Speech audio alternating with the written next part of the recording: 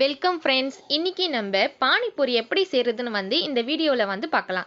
இந்த வீடியோ உங்களுக்கு பிடிச்சிருந்தா எங்கள் சேனலை மறக்காமல் சப்ஸ்கிரைப் பண்ணுங்க. பக்கத்தில் இருக்க பெல் பட்டனையும் ப்ரெஸ் பண்ணுங்க.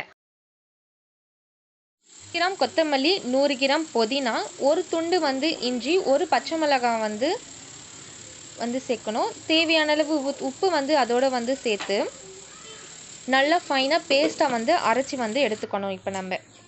இப்போ அரைச்சி எடுத்திருக்க விழுதை வடிகட்டியோ இல்லை அப்படியே சேர்த்துக்கலாம். ஒரு பாத்திரத்தில் சேர்த்துக்கணும்.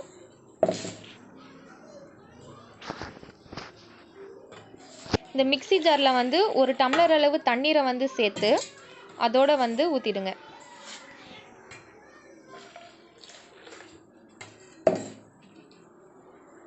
பழம் அளவு எலுமிச்சம் பழம் அளவு புளியை எடுத்துக்கோங்க.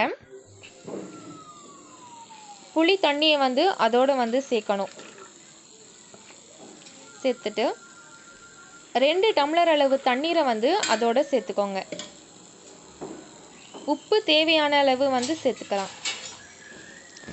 இப்போ நம்மளுடைய பானிபூரியோட தண்ணி ரெடி ஆயிடுச்சு. இன்னும் தண்ணி உங்களுக்கு எவ்வளவு வேணுமோ அதோட சேர்த்துக்கலாம். இன்னும் 2-3 கப் அளவு தண்ணீர் இதோட நம்ம சேர்த்துக்கலாம்.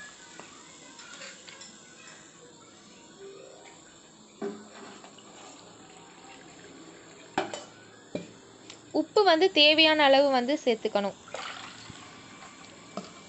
இப்போ பானிபூரியோட ஸ்டஃபிங் எப்படி செய்யறதுன்னு பார்க்கலாம். 2 உருளைக்கிழங்கு வேக வச்சு எடுத்திருக்கேன். 1 டீஸ்பூன் அளவு மிளகாய் தூளும் தேவையான அளவு உப்பு அதோட சேர்த்துக்கணும். சேர்த்து நல்லா மசிஞ்சு எடுத்துக்கணும்.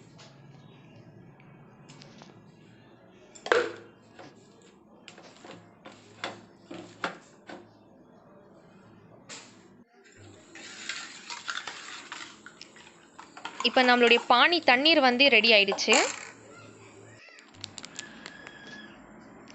இந்த தண்ணீரில் 2 டீஸ்பூன் அளவு ஆச்சி சாட் மசாலா நான் இதோட சேர்க்குறேன். இப்போ ஸ்டஃபிங்க்கு தேவையான பொருட்கள் என்னென்னு பார்க்கலாம். நல்லா கலக்கி விடுங்க.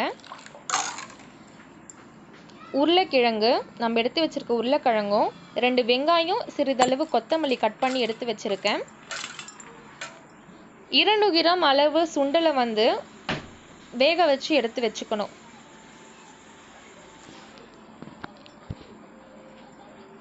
பூரி ரெடியாக இருக்கு.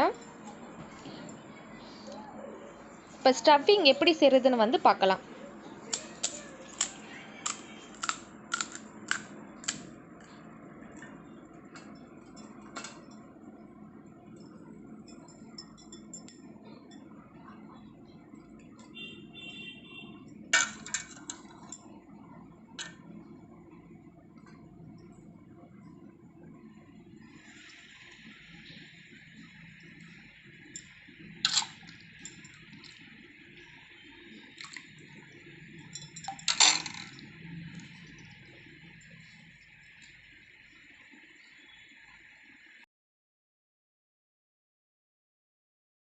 நம்மளுடைய சுவையான பானிபூரி ரெடி. இந்த வீடியோ உங்களுக்கு பிடிச்சிருந்தா எங்கள் சேனலை மறக்காமல் சப்ஸ்கிரைப் பண்ணுங்க. லைக், ஷேர், கமெண்ட் பண்ணுங்க. உங்களுக்கு தெரிஞ்ச ரெசிபியும் என்னோட ஷேர் பண்ணுங்க. நெக்ஸ்ட் வீடியோவில் பார்க்கலாம்.